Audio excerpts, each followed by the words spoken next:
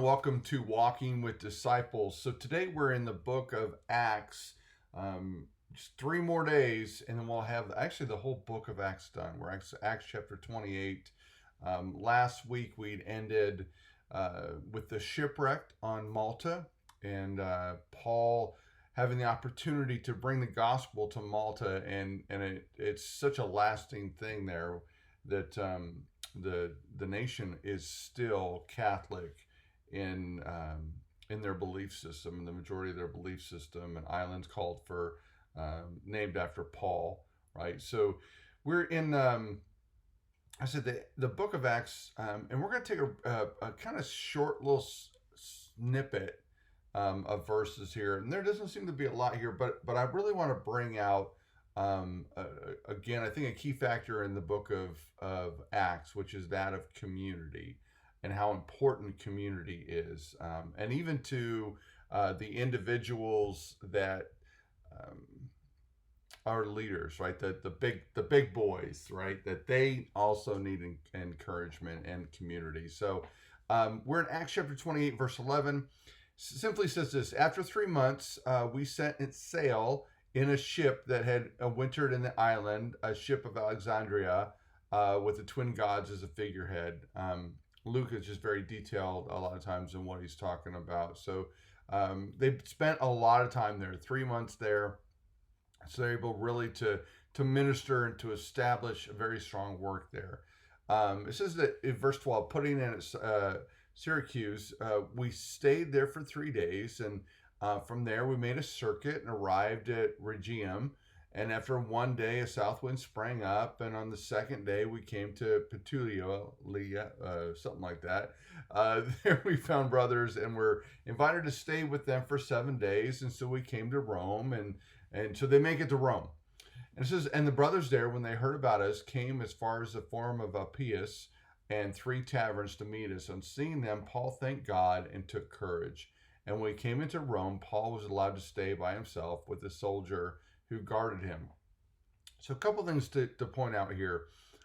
So they finally make it to Rome, right? That's the end destination, and really kind of the end of the book of Acts. It's where we lose Paul's story, is when he makes his appeal in Rome, and what happens to him there. Now, thankfully, we have all of his letters, and so many of them are written either to the Romans, or while he was in Rome, or in this prison time frame. So we really get to understand a little bit more about what Paul was going through, what Paul was thinking. So as you and I journey through the Walking with the Disciples, we'll start going through some of the letters of Paul, and I think that'll help us understand his journey and his plight, and what he had to deal with. But one of the things I think that this points out, like I began with, is the need for community and the need for encouragement. And I can speak as a pastor. I guess I can speak as someone who's been in a congregation as well. But from a pastor, a leader standpoint, the need for the leader to be encouraged and have community is so amazing. And yet, so often as leaders, we find ourselves alone, and we are the encouragers while we are being discouraged. Not that people are discouraging us, but if for anyone who's ever given, as you give and you continually give, you yourself become discouraged. I always talk about it in leadership circles as a pot that each and every person has been given a pot, and in that is what sustains us, and so we're filled in the morning, and as we give of that pot, we only have so much to give. There's some research out there talking about men, right? Men have 10,000 words, something like that. Women have 40,000 words a day, or something that they have to come, right? Well, we only have so much that we can give. And for a lot of us in leadership, we continually give over and over and over again. And that bucket is only filled with encouragement, right? So we are giving encouragement over and over again. and let's say I have 100, items of encouragement that I can give every day, right? That's the my bucket full is 100. I can give 100 encouragement, right? And so I'm doing that, right?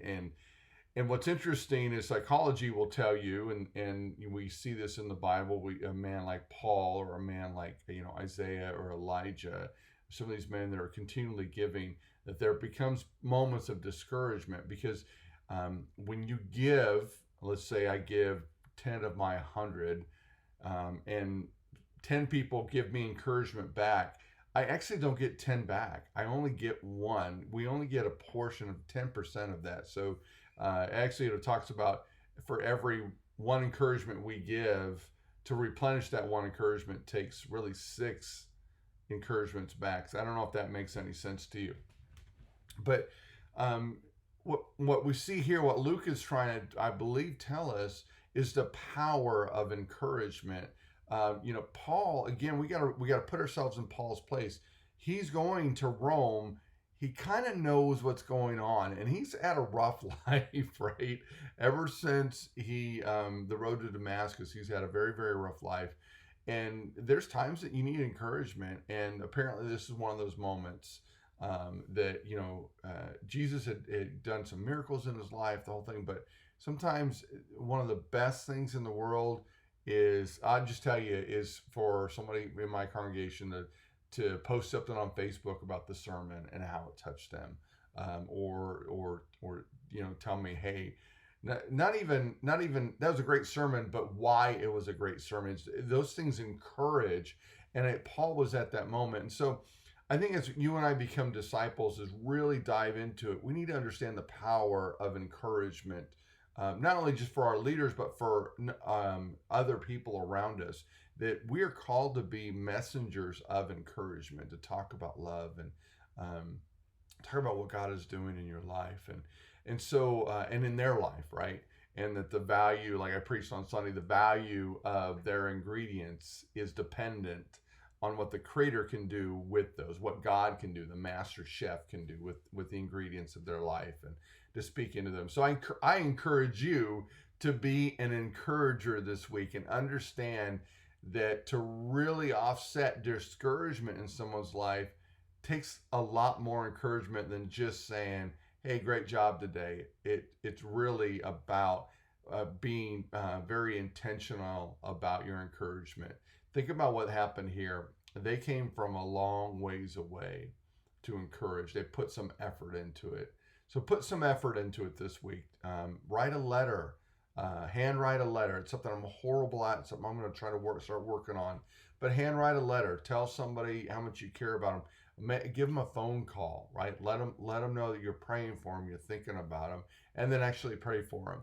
But put some effort into it this week. So tomorrow we're going to pick up.